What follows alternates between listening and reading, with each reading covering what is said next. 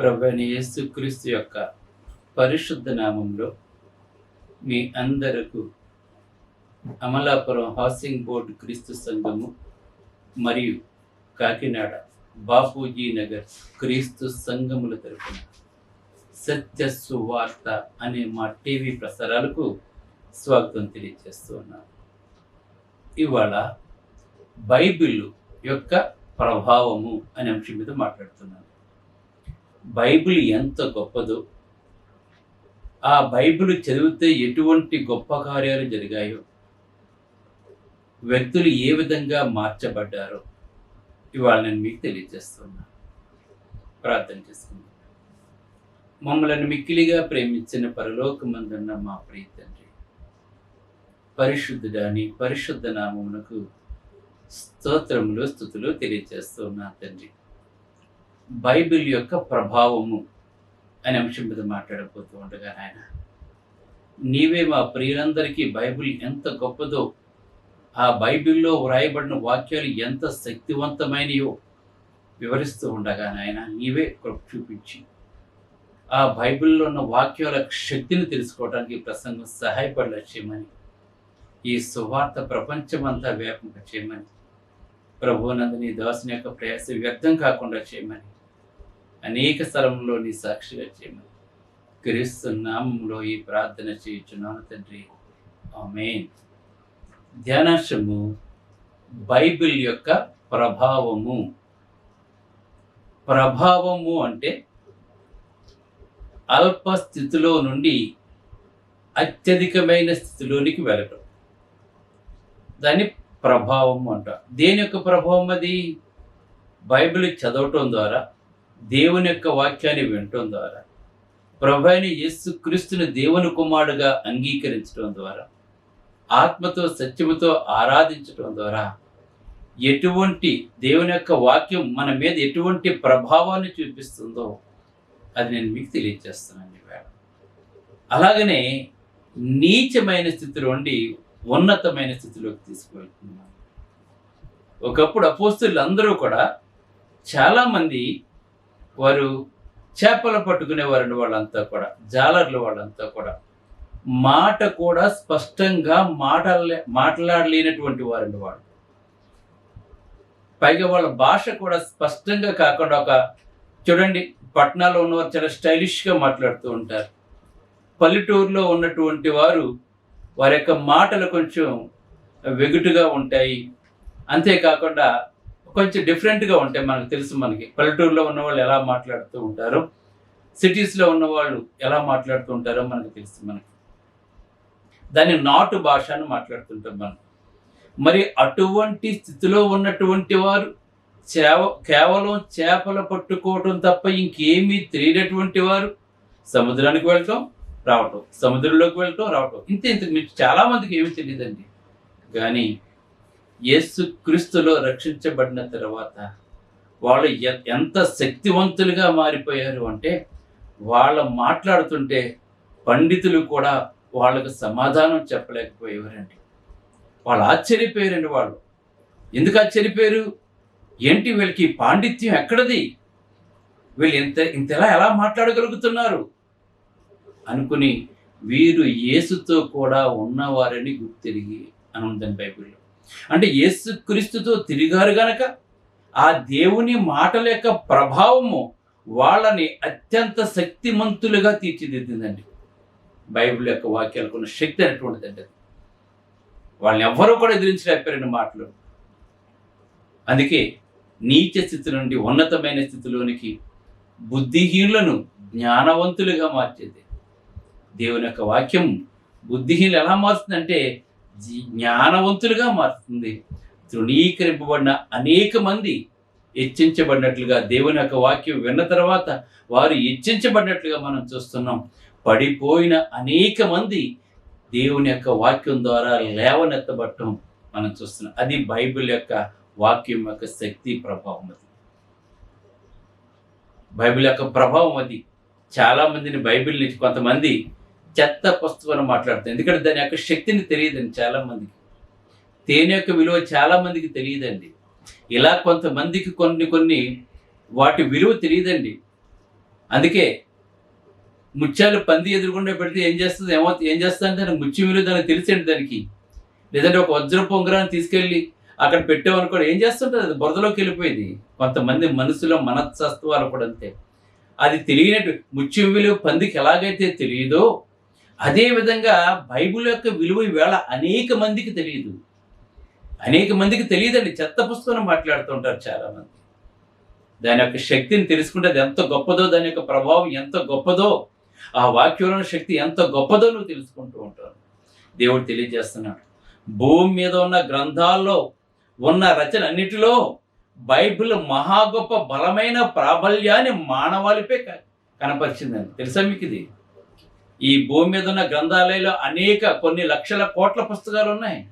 ఏ పుస్తకము కూడా మానవ జీవితం మీద అంత ప్రభావం చూపించలేకపోయింది, కానీ ఒక్క బైబిల్ మాత్రము ప్రపంచంలో అనేక మంది మానవుల మీద ప్రభావాన్ని చూపించగలిగిందండి.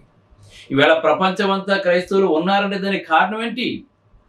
దేవుని యొక్క వాక్యంలో ఉన్న శక్తి ప్రభావాలు గుర్తుపెట్టుకోండి. వీళ్ళ విశ్వం అంతా కూడా క్రైస్తవం ఉందా అంటే ఆ వాక్యాల యొక్క శక్తి అటువంటిదండి. బైబిల్ యొక్క శక్తి అటువంటిదండి. అది శక్తిగల మాటలండి బైబిల్లో ఉన్నాయి. దేవుని చేత వ్రాయబడిన మాటలండి, పరిశుద్ధాత్మ ద్వారా వ్రాయబడిన మాటలండి. అది చరిత్ర నడకను మార్చింది. బైబిలు చరిత్ర నడకను మార్చింది, సామ్రాజ్యాలను నిలబెట్టింది, జయశాలులను రాజులను క్రోలదోసిందండి. అది ఎంతోమంది క్రైస్తవ్యానికి వ్యతిరేకంగా తిరుగుబాటు చేశారు. అటువంటి జయశాలులను రాజులను క్రోలదోసిందండి. దాని విధులను అనుసరించిన వారికి విజయాన్ని దీవెనలను తెచ్చిపెట్టిందండి. అది ఎవరైతే దైవ గ్రంథం యొక్క విధులను అనుసరించారో వారికి విజయాన్ని దీవెనలను తెచ్చిపెట్టింది. దానికి విరోధంగా పోరాడిన వారికి మరణాన్ని, నాశనాన్ని కూడా అది ప్రాప్తింపజేస్తుందండి. తెలుసుకోండి. ఇంకా బైబిల్కి ఎవరైనా ఆటంకం కలగజేసినట్లయితే, క్రైస్తవ్యానికి కనుక ఆటంకం కలగజేసినట్లయితే, దేవునికి విరోధంగా కనుక పోరాడినట్లయితే మరణాన్ని, నాశనాన్ని కూడా తెచ్చుకుంటారండి వాడు. అనేక మంది తిరుగుబాటు చేసే మరణాన్ని, నాశనాన్ని తెచ్చుకున్నారండి వాడు. బైబిల్కున్న శక్తులు అనేకములు, 1-2 కాదన్న శక్తులు పలు విధములు. అయితే జీవితాలను మార్పు చేసి నరులను లేవనెత్తడానికి దాని శక్తి పనిచేయనట్లు ప్రత్యేకంగా గుర్తించారండి. బైబిల్ యొక్క శక్తి ఎటువంటిదంటే జీవితాలను మార్పు చేస్తుందండి. పాపిని పరిశుద్ధుడిగా మార్చుతుంది, క్రూరమైన వాడిని మంచిగా మారుస్తుందండి, ప్రేమ లేని వాడిని ప్రేమ గలవాడిగా మార్చుతుందండి. దేవుని యొక్క వాక్యానికి మాత్రమే సాధ్యం అండి. అందుకే జీవితాలను మార్పు చేసి నరులను లేవనెత్తడానికి దాని శక్తి పనిచేయనట్లు ప్రత్యేకంగా గుర్తించారండి బైబిల్ని. మనం ఉదాహరణ తెలియజేస్తాను చూడండి. కొన్ని సంవత్సరాల కిందట ఒక ద్వీపముల సముదాయంలో అనాగరికులైన ప్రజలు నివసించేవారండి. ఒక ద్వీపం అంటే సముద్రం మధ్యలో ఉన్నదాన్ని ద్వీపం అని చెప్పి అంటుంటాం మనం. ఆ ద్వీపము యొక్క సముదాయంలో అనాగరికులైన ప్రజలు నివసించేవారండి. వాళ్ళు చాలా మోటైన మనుషులండి. వాళ్ళు అడవి మనుషులు అంటే తెలుసు మనకి ఎలా ఉంటారు. ఎండకి ఎండుతుంటారు, వానకి తడుస్తూ ఉంటారు, అడవిలో దొరికిందని తింటూ ఉంటారు. వాళ్ళు భయంకరంగా ఆ శరీరం రాటుదేరిపోయి ఉంటుందండి. వాళ్ళ శరీరం మోటు మనుషులండి. వాళ్ళు నాగరికత తెలియనటువంటి వారండి. వాడు ఆ మోటైన జనులు వస్త్రహీనులుగానే ఉండేవారండి. వాడు అసలు బట్టలు అంటే ఏంటో కూడా కొంతమందికి తెలియకుండా మోటైన మనుషులను వస్త్రహీనులుగా ఉండేవారు. వారు కూడా ఒక తెగవారు ఇంకొక తెగవారి మీద యుద్ధానికి వెళుతూ ఉండేవారండి. వాళ్ళు యుద్ధానికి వాళ్ళు ఎంత క్రూరులు అంటే వాళ్ళ దీపంలో ఉన్నటువంటి వాళ్ళు ఎంత క్రూరులు అంటే వాళ్ళు తాము సంహరించిన శత్రువుల యొక్క రక్తాన్ని ఏం చేశారు అంటే వాళ్ళు ఖాళీ పురులు ఉంటాయి, చచ్చిపోయిన మనిషి యొక్క పురులు ఉంటాయి కదా, ఆ మనుషుల యొక్క రక్తాన్ని ఖాళీ పురులతో త్రాగుతూ తమ యుద్ధ విజయాన్ని కొనియాడుతూ ఉండేవారండి. అంత మూర్ఖులండి వాళ్ళు, అనాగరికులు, వస్త్రహీనులు. శత్రువుని చంపేసి అతని రక్తాన్ని మనిషి యొక్క పురిలో, ఎండిపోయిన పురిలో తీసుకుని ఆ యుద్ధ విజయాన్ని వాళ్ళు ఆనందించేవారండి వాళ్ళండి. జూలియస్ సీజర్, ఈ మాట ఎక్కడుందంటే జూలియస్ సీజర్ సైన్యపు రికార్డులో చెరగని చిత్రాలుగా అవి ఉండిపోయినాయండి వాళ్ళకి. జూలియస్ అంటే రోమాను పరిపాలించినటువంటి వాడండి. ట్రూయిడ్స్ బలిపీఠాల వద్ద వాళ్ళు ఏం చేశారంటే ట్రూయిడ్స్ అని బలిపీఠాల వద్ద మానవుల్ని బలిచ్చేవారండి, నరబలిచ్చేవారండి వాళ్ళు. ఆ దీపంలో ఉన్నటువంటి వాళ్ళు ఎటువంటి అంటే మానవుని యొక్క రక్తము త్రాగటమే కాకుండా వాళ్ళ నరబలి కూడా వాళ్ళు ఇచ్చేవారండి వాళ్ళు. అప్పుడు ఒకటి జరిగింది ఏంటంటే ఈ అడవి జాతుల మధ్యకు మిషనరీలు సువార్త కొరకు వెళ్ళాలని చెప్పి అనుకున్నారు. కొంతమంది అనుకున్నారండి వాళ్ళకి వెళ్ళి సువార్తను ప్రకటించాలి, వాళ్ళకి నాగరికత తెలియచేయాలి అని చెప్పి అనుకున్నప్పుడు కొంతమంది సహకరించారండి అక్కడికి వెళ్ళటానికి. అది ప్రాణాలతో చెలగాటమే అక్కడికి వెళ్ళటం అంటే. కానీ వెళ్ళేది ఎవరి పని మీద? దేవుని యొక్క పని మీద. ప్రారంభించేది వీళ్ళైతే దాన్ని కొనసాగించేవాడు దేవుడు. మనం ఏదైనా ఒక మంచి పని చేస్తున్నప్పుడు ఆ దేవునికి అప్పగిస్తే దేవుడు దాన్ని కొనసాగిస్తూ ఉంటాడు. కనుక వీళ్ళు ఏం చేశారంటే ఆ దీవులోకి వెళ్ళారు, ఆ దీపకల్పంలోకి వెళ్ళారండి వాళ్ళు. వెళ్ళి సువార్తను ప్రకటించారు వాళ్ళు. స్థానికులు అక్కడ ఉన్న వాళ్ళు కొంతకాలానికి అంగీకరించారండి వాళ్ళు.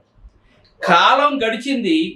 మహా అలెగ్జాండర్ సామ్రాజ్యం కంటే, అంటే ప్రపంచాన్ని పరిపాలించాడు అలెగ్జాండర్, గ్రీక్ వీడు అంటే మనం చాలా మటుకు ప్రపంచంలో చాలా బాగా అంతకంటే ఎక్కువగా క్రైస్తవం విస్తరించిందండి అక్కడ. మెన్నైన దాన్ని వారికి ఏలికయ్యారండి. ఎలాగంటే ఇంతకీ ఏంటి ఆ దీవులు ఏంటనుకోండి, ఇవాళ బ్రిటిష్ దీవులు అవే దీవులు అండి. ఒకప్పుడు అంత మోటుగా ఉండేవారండి వాళ్ళు. ఇవాళ బ్రిటిషర్లు అంటాం, బ్రిటిషర్లు మనల్ని కూడా పరిపాలించారు కదా. వాళ్ళు ఒకప్పుడు ఎటువంటి వారంటే మోటు వాళ్ళండి వాళ్ళు. కానీ వాళ్ళ సువార్త వినటం ద్వారా వాళ్ళు ఈవేళ నాగరికత చెందిన దేశంగా తీర్చిదిద్దబడిందండి ఈవేళ బ్రిటిష్ సామ్రాజ్యం. గమనించండి, ఎలా మార్చగలిగారండి వీళ్ళు, ఎలా మార్చబడ్డారండి వాళ్ళు?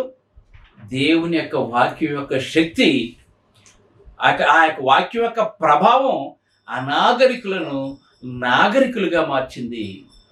గమనించండి, వాక్యం యొక్క ప్రభావం అన్నమాట. అనాగరికులను ఎలా మార్చిందంటే నాగరికులుగా మార్చిందండి. ఒకప్పుడు వాళ్ళ జీవితం చూసుకుంటే ఎటువంటిదని జీవితం అది. ఇప్పుడు ఎలా ఉన్నారు చూడండి ఒకసారి. దీని అంతటి కారణం దేవుని యొక్క వాక్యం. అలాగనే బైబిల్ ఎక్కడికి వెళ్ళిందో అక్కడ మానవ జాతికి మేలుకరంగా తీర్చిదిద్దబడింది మానవ జాతి. బైబిల్ ఎక్కడికి వెళ్తే, ఏ ప్రాంతానికి వెళ్తే, ఎవరైతే విన్నారో అది మానవ జాతికి మేలుకరంగా వాళ్ళు తీర్చిదిద్దబడిన వాక్యమైన ప్రతి ఒక్కరూ కూడా మారిన జీవితపు వాస్తవాలతో బైబిల్ నింపబడిందండి. మనం బైబిల్ చదివినట్లయితే ఎవరైతే మారారో అటువంటి వారి వాస్తవాలతో బైబిల్ నింపబడిందండి. ఉదాహరణ తెలియజేస్తాను చూడండి. లోకాసు వార్త 19వ అధ్యాయం 1-9 వరకు చూసినట్లయితే మనకి జక్కయ్య అనే ఒక సుంకర ఉన్నాడండి. పన్ను వసూలు చేసేవాడండి అతని పేరు జక్కయ్య. అతను ఎంత భయంకరంగా పన్ను వసూలు చేసేవాడు అంటే కట్టవలసిన దానికంటే 10 రెట్లు ఎక్కువగా వసూలు చేసేవాడు. అంత భయంకరుడు అతను.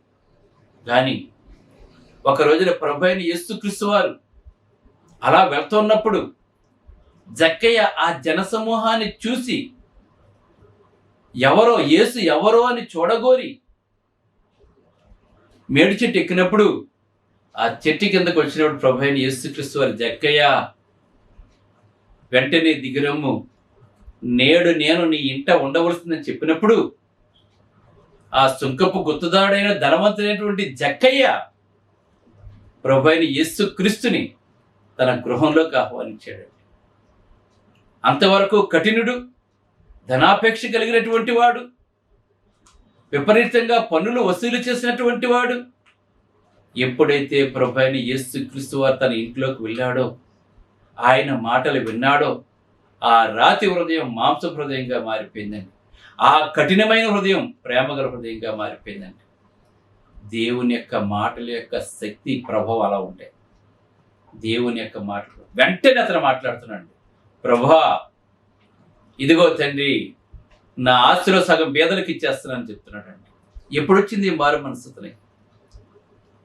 ఇంకా సంపాదించాలి, ఇంకా సంపాదించాలి, ఇంకా సంపాదించాలని చెప్పి ప్రజల దగ్గర అత్యధిక సుంకాలు వసూలు చేసినటువంటి వాడు ఎవడు అలా పోతే నాకేంటి, నేను బాగుండనుకున్నట్టు ఇవాళ ఏమంటున్నాడు, ప్రభు అయిన యేసుక్రీస్తు మాటలు విన్న తర్వాత ఆ దేవుని యొక్క మాటల శక్తి ఎటువంటిది, ఎంత గొప్పదంటే, ప్రభువా నా ఆస్తిలో సగం బీదలకు ఇచ్చేస్తాను, ఇంత ఆస్తిని సంపాదించి ఏం చేసుకుంటాను నేను? సుంకరంటే అక్కడున్న జనాంగం అంతా కూడా వెలివేస్తారు. వాళ్ళ ఇళ్లలో కార్యక్రమం జరిగితే ఎవరు వెళ్ళరు. పైగా రోమ ప్రభుత్వం దగ్గర పనిచేస్తున్నారు వీళ్ళు. నాకు ఈ జీవితం వద్దు ప్రభా, ఈ ఒంటరి జీవితం నాకు వద్దు ప్రభా, నా ఆశలో సగం బీదలకు ఇచ్చేస్తున్నాను ప్రభా, నేను ఎవరి దగ్గర అయితే అన్యాయంగా తీసుకుంటున్నానో తిరిగి మళ్ళా 4 రెట్లు ఇచ్చేస్తున్నాను ప్రభా అని చెప్పాను. మారాడండి. మార్పు కలగజేసే దేవుని యొక్క వాక్యం వినటం వల్ల విశ్వాసం కలుగుతుంది. వినట క్రీస్తుని గురించిన మాట వల్ల కలుగుతుంది. తెలుసుకోండి ప్రతి ఒక్కరు కూడా, దేవుని యొక్క వాక్యం విన్నావు అంటే ఖచ్చితంగా నీకు విశ్వాసం కలుగుతుందని. ఆ వాక్యాన్ని ఎవడైనా సరే మారవలసిందండి, ఎంత కఠినుడైనా సరే మారవలసిందండి వాక్యం వింటే. అప్పుడు యేసుప్రభు మాట, ఇతడును అబ్రహాము కుమారుడు అని మాట్లాడుతున్నాడు. చూసారా, అబ్రహాం మొదటి నుంచి విశ్వాసంగా జీవించాడు, కానీ ఇతను ప్రభు అయిన యేసుక్రీస్తు వారిని చేర్చుకోవడం ద్వారా, ఆయన మాటలు వినటం ద్వారా అతను పాపి రక్షించబడి నిత్య జీవానికి వాసులైపోయాడండి. ఇవాళ యేసు ప్రభువుని కనుక నువ్వు నీ ఇంట్లోకి ఆహ్వానిస్తే నీవు కూడా నీ పాపను క్షమించబడి నిత్య జీవానికి వాసులుగా నీవు ఉంటావు. దేవుని కుటుంబంలో నీవు ఒకడుగా ఉంటావు. దేవుని సంరక్షణలో నీ జీవిస్తుంటావు. నీ జీవితాన్ని మొత్తం మార్చేస్తాడు దేవుడు. ఇక్కడ మారిపోయాడండి. అదేవిధంగా ఇంకొకరు ఉన్నాడు, ఆయన నీతి చూడండి, సుంకర యథార్థవంతుడు, నీతిపరుడును, దాన ధర్మాలు చేసేవాడుగా మారిపోయాడండి. అయితే ఇంకొకరున్నాడు చూడండి, నీ అంతకుడు, దోషకుడు ఎలా మారిపోయాడో చూద్దాం. అపోస్తుల కార్యములు 7వ అధ్యాయం కనుక మనం ఒకసారి చూసినట్లయితే, ఇక్కడ పౌలు, అపోస్తులైన పౌలు క్రీస్తులోకి రాకముందు ఎంత భయంకరమైన మనస్తత్వాన్ని కలిగి ఉన్నాడో చూద్దాం. చూడండి 7:58, పట్టణపు వెలుపలి అతనిని వెళ్ళగొట్టి రాళ్ళు రువ్వి చంపిరి. స్టెఫనుని రాళ్ళు పట్టణం వెలుపలి తీసుకెళ్లి రాళ్ళు రువ్వి చంపేశారండి క్రీస్తుని ప్రకటిస్తున్నందుకు. ఎంత కఠినుడో చూడండి పౌలు. పౌలుగా మారకముందండి సాక్షులు సౌలు అని ఒక యవ్వనుని పాదము లేదా తన వస్త్రములు పెట్టారని తీసుకెళ్ళారు. క్రైస్తవ్యం అంటే అసహించుకునేవాడండి. యేసుక్రీస్తుని అసహించుకున్నాడండి అతను ఫస్ట్లో. ఇప్పుడు కూడా అనేక మంది యేసుక్రీస్తుని అసహించుకున్నారు. వాళ్ళకి తెలియకండి. తెలియని వాళ్ళు అసహించుకుంటారు, తెలిసిన వాళ్ళైతే హత్తుకుంటారండి. వాక్యం విలువ తెలిసినవాడు, క్రీస్తు విలువ తెలిసినవాడు క్రీస్తుని హత్తుకుంటారండి. ఎందుకంటే లోక రక్షకుడు కనుకండి ఆయన. అయితే చూడండి, ముందు ఎటువంటి వాడు 8వ అధ్యాయం మొదటి వచనం, ఆ కాలమందు యెరూషలేములోని సంఘమునకు గొప్ప హింస కలిగినందున. హింస కలగజేస్తుంది ఎవరండి? అపోస్తలుడైన పౌలు మారకముందు అతను గొప్ప క్రైస్తవులు హింసించాడండి. అతను యేసుప్రభుని చేర్చుకోకముందు, యేసుప్రభు మాటలు వినకముందు అతను ఆ కాలమందు యెరూషలేములోని సంఘమునకు గొప్ప హింస కలిగినందున అపోస్తలులు తప్ప అందరూ యూదయ సమరయ దేశంలో చెదిరిపోయి, భక్తి గల మనుషులు ఏం చేశారు, స్టెఫనును సమాధి చేసి అతను గూర్చి బహుగా పలాపించారండి. సౌలైతే చూడండి, ఒకప్పుడు చూడండి పౌలు ఎటువంటి వాడు. సౌలైతే ఎంటెంటా జొచ్చి పురుషులను స్త్రీలను ఈడ్చుకొని పోయి, చూడండి ఎంత భయంకరుడో చూడండి, ప్రార్థన చేసుకుంటున్నటువంటి వాళ్ళని, ఆదిమ సంఘంలో ఉన్నటువంటి వాళ్ళని, దేవుని యొక్క వాక్యం వింటున్నటువంటి వాళ్ళని, స్త్రీలను పురుషులను ఈడ్చుకొని పోయి చెరసాలలో వేయించి సంఘమును పాడు చేస్తుండేవాడు అండి అతను. గమనించండి ఎటువంటి వాడు. వాక్యానికి ఎంత ప్రభావం ఉందంటే, ఎంత కఠినమైన నరహంతకుడు పౌలండి ఒకప్పుడు అండి. అయితే అతన్ని దేవుడు ఎలా మార్చాడో చూడండి. ఇక్కడ తెలియజేసి 22వ అధ్యాయం అపోస్తలుల కార్యములు పౌలు తర్వాత చెప్తున్నాడు అతను ఏం జరిగిందో. నేను కిలికియాలోని తార్సులో పుట్టిన యూదులను, అయితే ఈ పట్టణంలో గమాలియేలు పాదముల యొద్ద పెరిగి మన పితరుల ధర్మశాస్త్ర సంబంధము నిష్ఠయందు శిక్షితుడనై మీరందరూ నేడు ఉన్న ప్రకారం దేవుని గూర్చి ఆసక్తుడనై ఉండి, ధర్మశాస్త్రమే కరెక్టు, మోషే ఇచ్చినది మాకు అని గమాలియేలు శిష్యుడండి ఇతను. ధర్మశాస్త్రం అంటే ఎంత పిచ్చి అంటే, ఎవరైనా ధర్మశాస్త్రం గురించి ఎవరైనా తప్పు అని అంటే వాడు చంపేసేవాడు అతను. అంత భయంకరుడు అండి ఇతను. గమాలియేలు శిష్యుడండి అతను. అయితే చూడండి ఏం జరిగిందో. మీరందరూ నేడు ఉన్న ప్రకారం దేవుని గురించి ఆసక్తినండి, ఈ మార్గంలోనున్న పురుషులను స్త్రీలను బంధించి, చూడండి ఏం చేసేవాడండి, బంధించి చెరసాలలో వేయించుచు మరణము వరకు హింసించేవాడు, చచ్చిపోయే వరకు హింసించేవాడండి. ఎంత భయంకరుడో చూడండి. యాజకుడును పెద్దలందరూ నాకు సాక్షులై ఉన్నారు. నేను వారి వలన సహోదరుల యొద్దకు పత్రికలు తీసుకుని పోయి దమస్కులో వారిని కూడా బంధించి దండించుటకై యెరూషలేమునకు తేవాలని ఆ దమస్కుకు వెళ్ళిపోతున్నాను. ఇంకా అనేక మంది క్రైస్తవులను చంపేరని వెళ్ళిపోతూ ఉంటే, నేను ప్రయాణం చేసి దమస్కునకు సమీపించినప్పుడు మధ్యాహ్న కాలం ముందు ఆకాశుడు గొప్ప వెలుగు అకస్మాత్తుగా నా చుట్టూ ప్రకాశించెను. చంపడానికి వెళ్తుంటే, అధికారుల దగ్గర తాకీదులు తీసుకుని వెళ్తుంటే ఆకాశమందు ఏం జరిగిందండి అతను చూడండి, ఆకాశం నుండి గొప్ప వెలుగు అకస్మాత్తుగా నా చుట్టూ ప్రకాశించను. నేను నేల మీద పడిపోయాను, కళ్ళు కనపడలేదండి, వెలికి గుడ్డివాడిని అయిపోయాను. అప్పుడు సౌలా సౌలా నీవెందుకు నన్ను హింసించుచున్నావని నాతో ఒక స్వరం పలుకుట వింటిని. అందుకు నేను ప్రభువా నీవెవరో అడగా, నీవు హింసించుచున్న నజరేయుడగు యేసుని నాతో చెప్పానని చెప్పాను. చూసారా, దేవుడే మాట్లాడండి అతనితో. దేవుడు మార్చాడండి అతన్ని. నాతో కూడా ఉన్నవారు వెలుగును చూచిరుగా నాతో మాట్లాడిన వారి స్వరం వారు వెళ్ళలేదండి.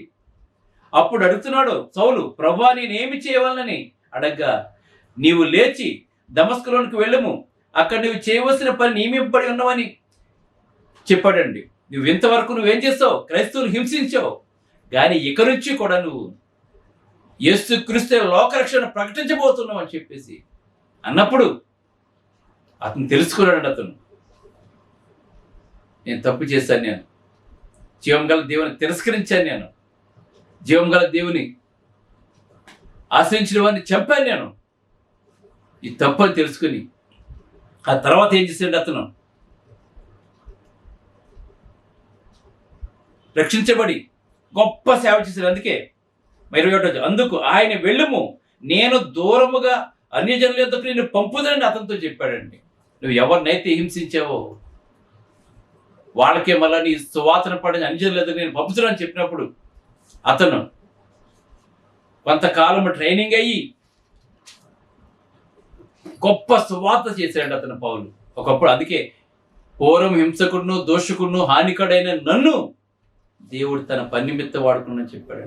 అంతకుముందు అనేక మందిని చంపిన కొట్టినటువంటి వాడు ఈయన ఇప్పుడు ప్రభు అయిన యేసుక్రీస్తు వారి కొరకు రాళ్ళ దెబ్బలు తట్టినాడు, కొడ దెబ్బలు తట్టినాడు. దేవుని యొక్క వాక్యం యొక్క ప్రభావం ఎంత గొప్పదో చూడండి. గట్టి నుండి మార్చేది ప్రభు కొరకు బ్రతికాడు. ఆఖరి అంటాండి, నా పరుగు కడముట్టించితే నా విశ్వాసమును కాపాడుకుంటున్నాను, ప్రభువులో కనుక రాకపోతే ఈ నిత్యజీవాన్ని నేను పోగొట్టుకునేవాడిని. కనుక మీరు రక్షించబడండి, ఈ జీవితం నాకే కాదు మీకు కూడా ఇస్తానని చెప్తున్నాడు. కనుక దేవుని యొక్క వాక్యం ఎంత ప్రభావమైందో దీని ద్వారా మీరు తెలుసుకొని అది మానవ జీవకోటికి మేలే చేస్తుంది, కానీ క్రైస్తవ్యం ఎక్కడ కూడా హాని చేయలేదండి. అది క్రైస్తవం యొక్క గొప్పతనం, బైబిల్ యొక్క గొప్పతనం. ప్రార్థన చేస్తాను. పరలోకమందున్న మా ప్రియ తండ్రి, పరిశుద్ధుడని పరిశుద్ధ నామమునకు స్తోత్రాలు తండ్రి. ప్రకటింపబడిన గొప్ప సువార్తకి నీకు స్తుతులు తెలిసి బైబిల్ ఎంత గొప్పదో, ఆ వాక్యం ఎంత ప్రభావం కలదో తండ్రి ఇవాళ తెలియజెప్పడం జరిగింది ప్రభు. అనేక మంది సత్యమును తెలుసుకుని వారు కూడా పౌలు ఎలాగైతే మారాడు, జక్క ఎలాగైతే మారు, వారు కూడా మార్పు చెందండి. నిజమైన క్రైస్తవులు జీవించి అనేకమైన గొప్ప దేవుళ్ళు నిత్య జీవానికి వారసులుగా చేయమని, ఈ వాక్యం ప్రతి ఒక్కరు హృదయవాంఛలు తెచ్చమని, దోసలు చేస్తున్న సేవను బహుగా దీవించమని క్రీస్తున్నామని అడుగుతున్నాను తండ్రి. ఆమేన్. మీ అందరికీ వందనములు. బ్రదర్ జార్జ్ రాజు వారా, church of Christ, housing board, Amalapuram, near KIMS medical college, Konaseema district, 523201. Mobile number 9848730355, 92933174187. Email ID georgerajuvara@gmail.com. Website www.helpingforpoor.com.